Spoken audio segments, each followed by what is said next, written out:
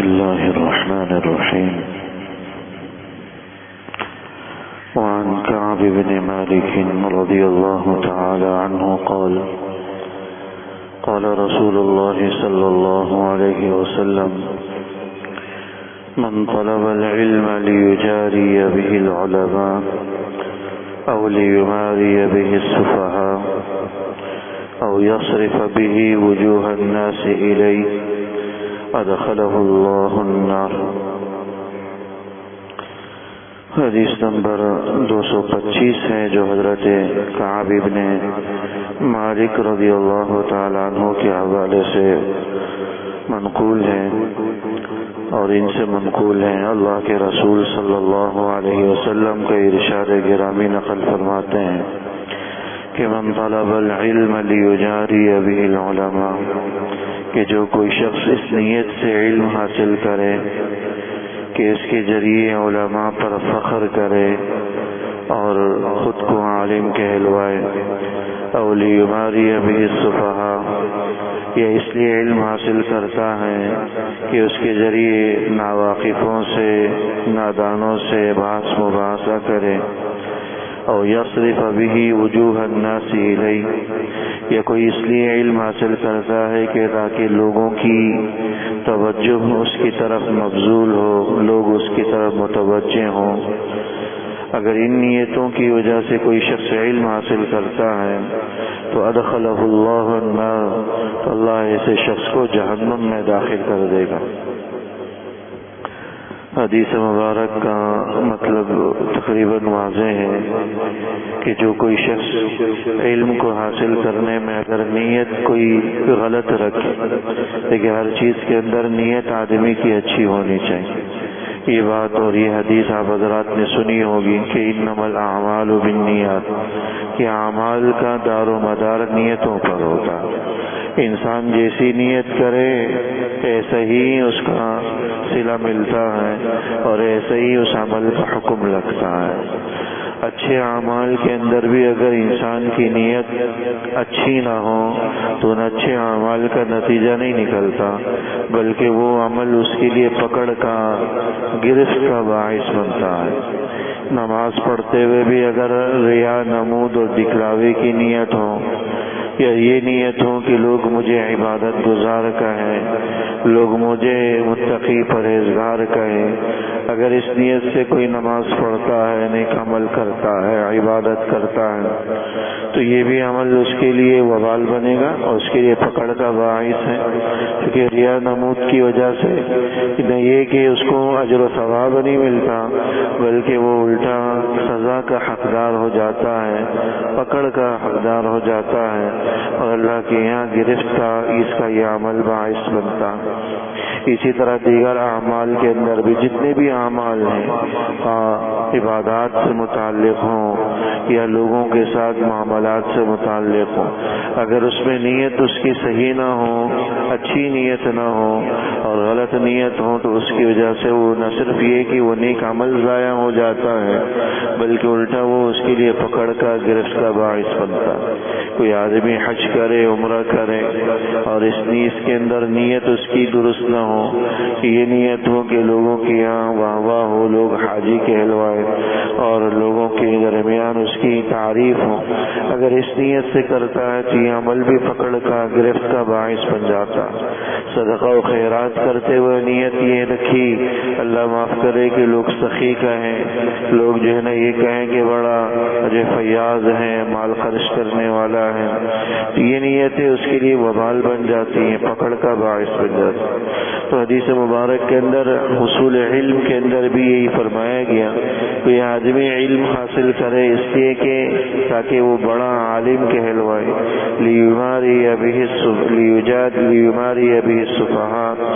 یا اس نیت سے کوئی علم حاصل کرتا ہے کہ اس کے ذریعے لوگوں سے بحث مباحثے کرے،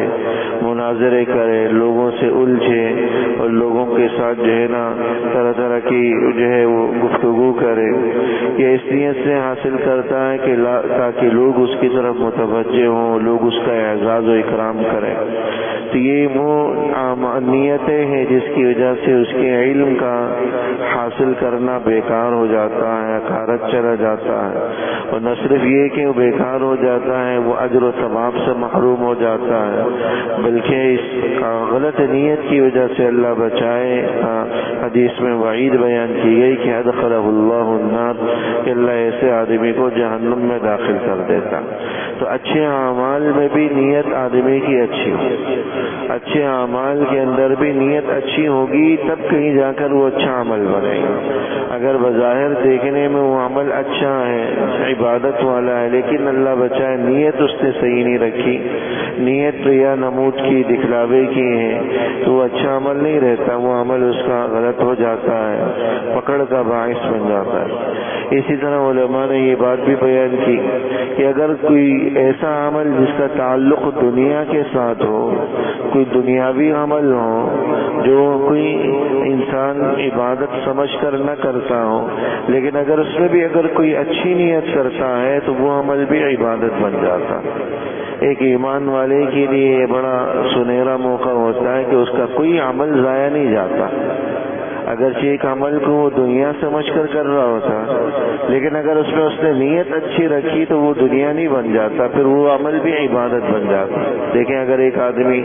دکاندار ہے، دکانداری کرتا ہے، ایک آدمی تاجر ہے، تجارت کرتا ہے، ملازم ہے، ملازمت کرتا ہے، مزدور ہے، مزدوری کرتا ہے، اب اگر وہ یہ نیت کر لے کہ بھائی مجھے تو پیسے چاہیے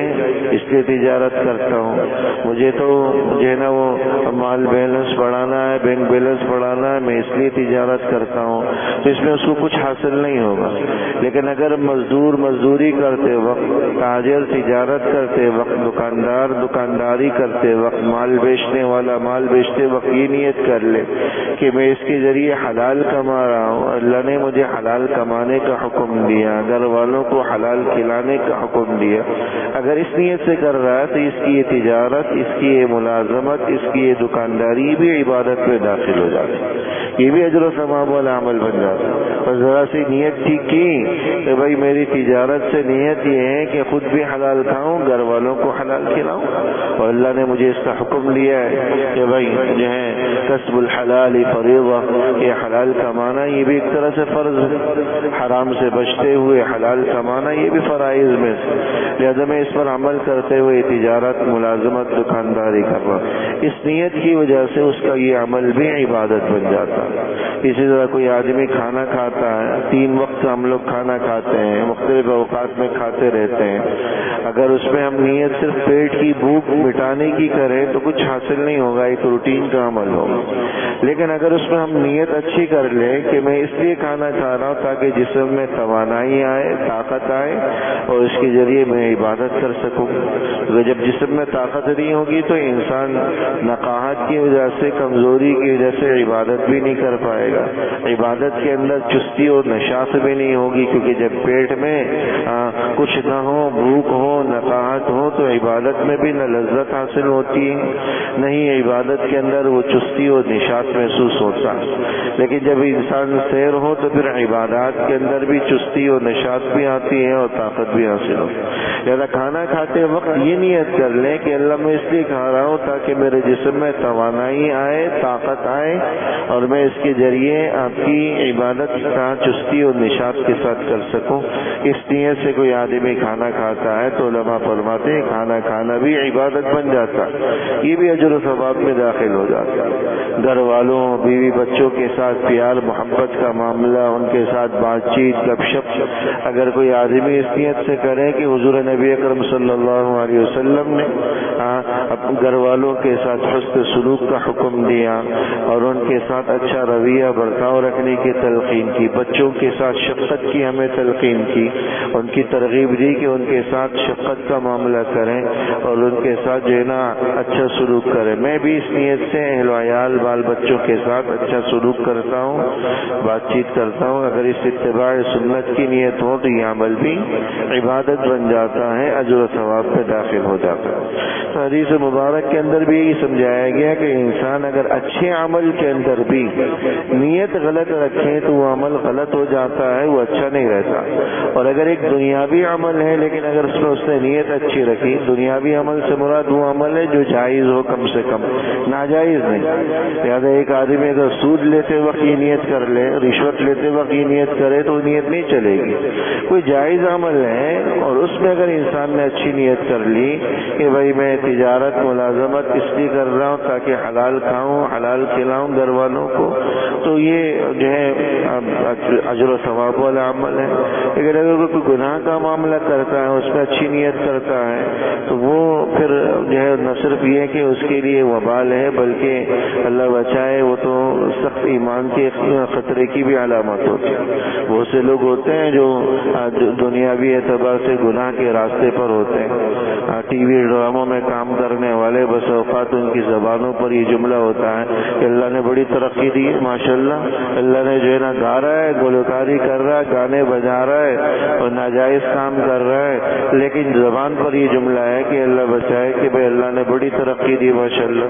اللہ نے بڑی برکتیں دی. یہ جملہ بڑا خطرناک ہے. بس اوقات ایمان کی بھی خطرے کی جو ہے نا گھنٹی بج جاتی ہے. تو گناہ کے کاموں میں ہم یہ نیتیں نہیں کر سکتے. اگر اس قسم کی نیت کریں گے تو خطرہ ہوگا، غلط ہوگا. ہاں کوئی جائز کام ہے جو گناہ کا نہیں ہے، اس میں اچھی نیت انسان کی ہو